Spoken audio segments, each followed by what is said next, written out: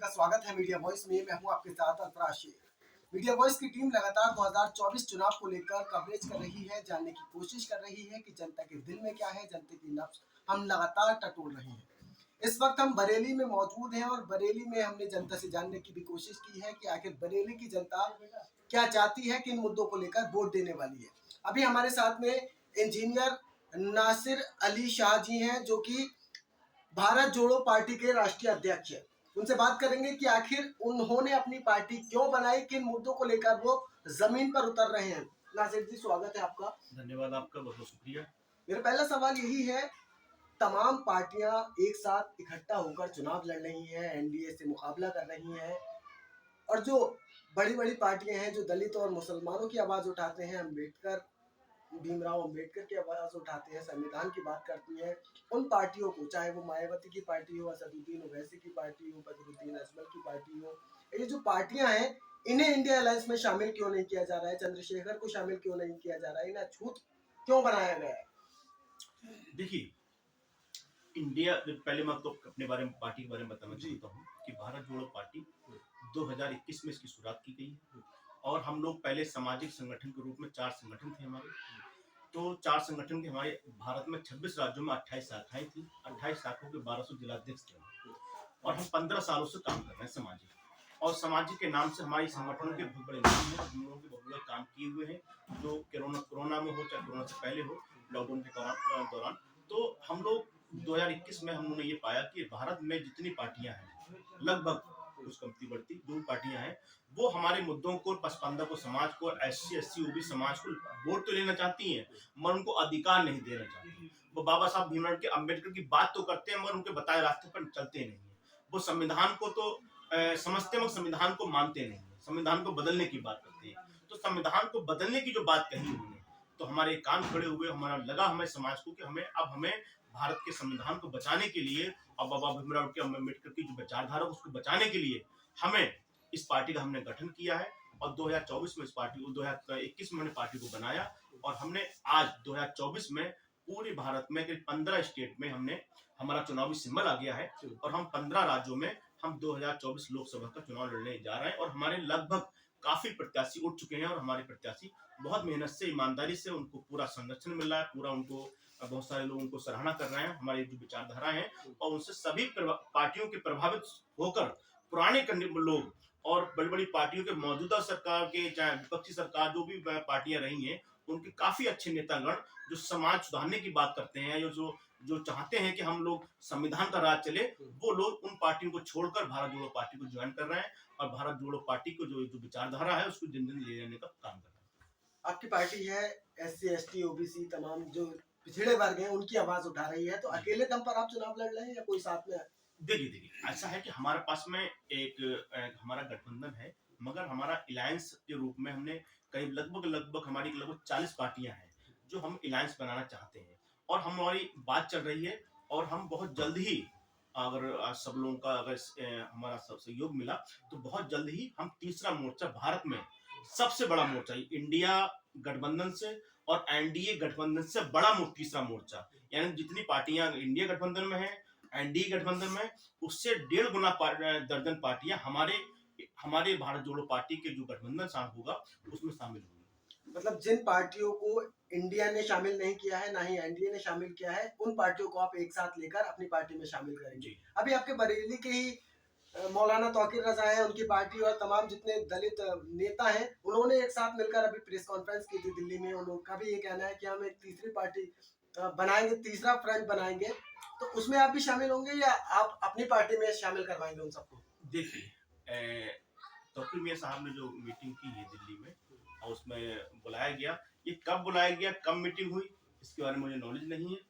और अगर बुलाया गया है वहां पर, तो शायद भारत जोड़ो पार्टी उसमें शामिल नहीं थी। इसका मतलब आप समझिए कि यहाँ पर हमारी राष्ट्रीय स्तर की पार्टी 26 राज्यों में है, 1200 जिलाध्यक्ष है हमारे पास में, 28 शाखाएं हैं। भारत जोड़ो पार्टी इतनी बड़ी मजबूत पार्टी है और 15 राज्यों में सिंबल मिला है हमारे लिए। तो आप समझ लीजिए कि अगर हमें नहीं बुलाया गया तो इसका मतलब क्या है। तो तो क्या लग रहा है, आप जैसे देख रहे हैं कि दिल्ली के अंदर अभी बीते दिन पहले ही किस तरीके से एक पुलिसकर्मी नमाजियों को, जब नमाजी सजदे में थे, उनके ऊपर लातें मारी गई हैं। ना अखिलेश यादव बोले, ना राहुल गांधी बोले, जो मुस्लिम और दलितों की बात कर रहे हैं, न्याय दिलाने की बात कर रहे हैं, लेकिन जब मुसलमानों पर इस तरीके के वार होते हैं तो उन चुप्पी क्यों साध देते हैं? क्या लगता है आपको? देखिए, राहुल गांधी जी हूँ और हमारे केजरीवाल सरकार साहब हूँ, ये दोनों वर्ग गिरगिट हैं। गिरगिट रंग बदलता है, जब उसको अगर कुछ करोगे तो वो रंग बदलता है। ये गिरगिट है और इन दोनों लोगों ने मिलकर भारत के मुसलमानों को जो लूटा है, जो जो जो जो जो उत्पीड़न किया है, वो आज तक के देश के इतिहास में कभी किसी ने नहीं किया। जो कांग्रेस ने किया है, कांग्रेस के बाद जो केजरीवाल सरकार ने किया है, केजरीवाल सरकार के होते हुए, केजरीवाल की सरकार के बीच में, उनके उनके राजधानी में, उनके जिले में भारत का एक नागरिक और जो सजदे में है, धार्मिक प्रैक्टिस किसी की भी हो, सबका सम्मान करती है, भारत का संविधान करता है। तो आखिर जो भारत का संविधान का जो जो रखने वाला है, जो जो उनको चलाने वाले लोग हैं, जो उनके आधार पर जो पुलिस प्रशासन है या कोई शासन है, कोई भी काम कर रहा है, तो उनको जो चला रहे हैं, जो पुलिस प्रशासन है, आखिर उस पुलिस वाले को कैसे हिम्मत पड़ी? आखिर किसने कहा कि तुम इनको नवाजियों को लात मारो? इसका मतलब क्या है? इसके पीछे कांग्रेस सरकार है और केजरीवाल की टीम है कि वो चाहती है कि मुसलमान रोडों पर आए और मुसलमान बगावत करें, और मुसलमान बगावत करेंगे तो देश में एक बवाल पैदा हो। तो मुझे लगता है कि बहुत बड़ी साजिश का हिस्सा है और हम मुसलमानों को साजिश का हिस्सा नहीं बनना है। ना SC OBC समाज से मैं चाहता हूं कि हमें हिस्सा नहीं बनना है।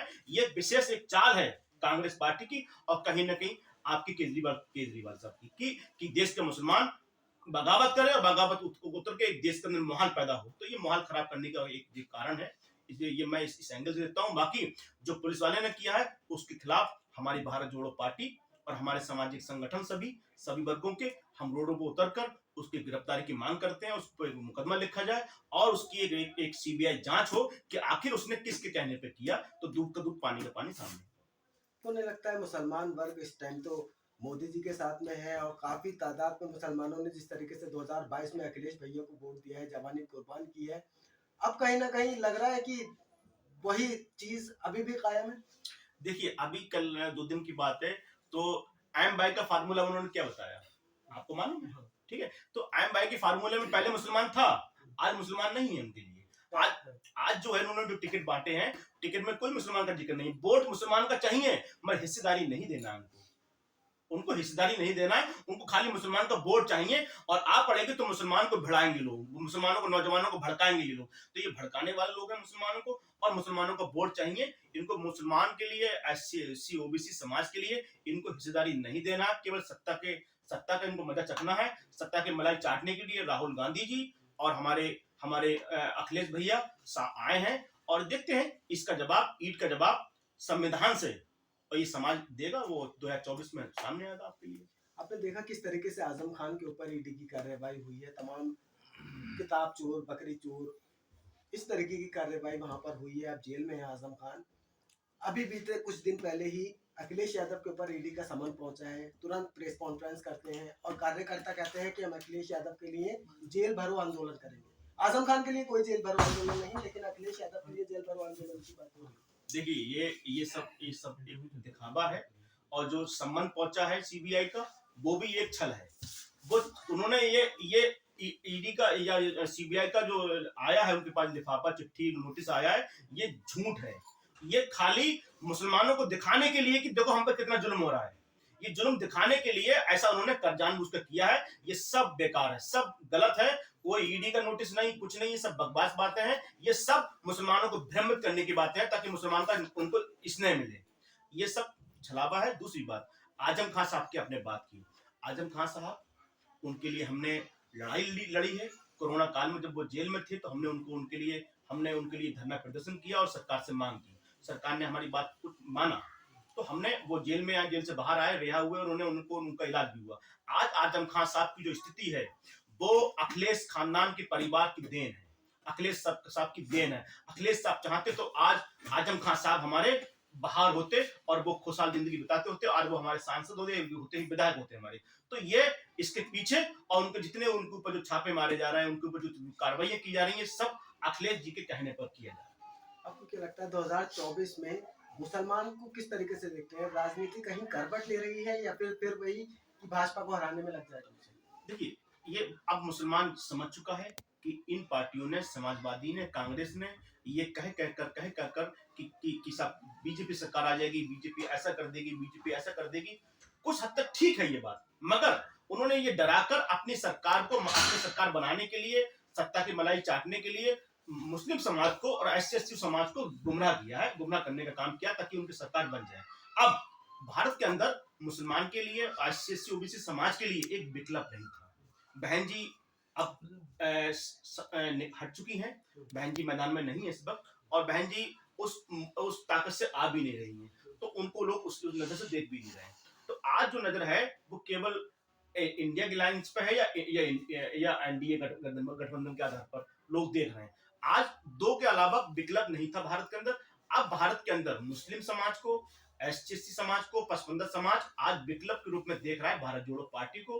और बड़ी बड़ी पार्टियों के, सत्ताधारी पार्टियों के, विपक्ष पार्टियों के नेता गण हमारा भारत जोड़ो पार्टी का सपोर्ट कर रहे हैं और साथ दे रहे हैं। 15 स्टेट में भारत जोड़ो पार्टी मजबूती से अपने प्रत्याशी उतार रही है और सभी वर्गों को हम लोग हिस्सेदारी दे रहे हैं। और संविधान को बचाने के लिए हमें जो भी कर्म हम करना है, हम हर वो काम करेंगे ताकि हमारा संविधान बचा रहे और संविधान हमेशा लागू बना रहे हमारे देश में। आपने देखा भाजपा भी अब तो मुसलमानों को टिकट दे रही है, कांग्रेस ने भी एक सूची जारी की है, उसमें एक मुस्लिम का टिकट है।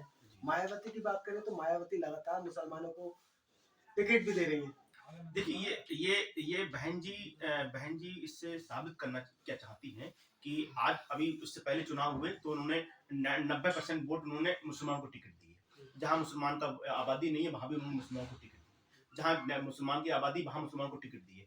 बहन जी का स्पष्ट चेहरा सामने नजर आ रहा है कहीं ना कहीं कि बहन जी चाहती हैं कि मुसलमान का वोट कन्वर्ट हो। तो मुझे लगता है कि बहन जी को समझना चाहिए और मैं आपके माध्यम से बहन जी से अपील करूंगा कि या आप सब चीज को इसका आप हिस्सा ना बने और आप समझे इन चीजों को कि आखिर देश में क्या चल रहा है। तो हमने भी बहन जी से कहा कि आप आइए हमारे साथ मिलकर काम करते हैं हम लोग। हमने बहुत सारे लोगों से कहा कि आप आइए मिलकर साथ में काम करें, मगर कांग्रेस, सपा, ये दोनों लोग हमारे हमारे लिए, हमारे वर्ग के लिए बिल्कुल समझ लीजिए कि हमारे लिए एक दीमक है, जो हल्के हल्के हल्के हमारे समाज को उतरने का काम कर रहे हैं और दीमक लगाने का काम कर रहे हैं। इससे नुकसान हो रहा है।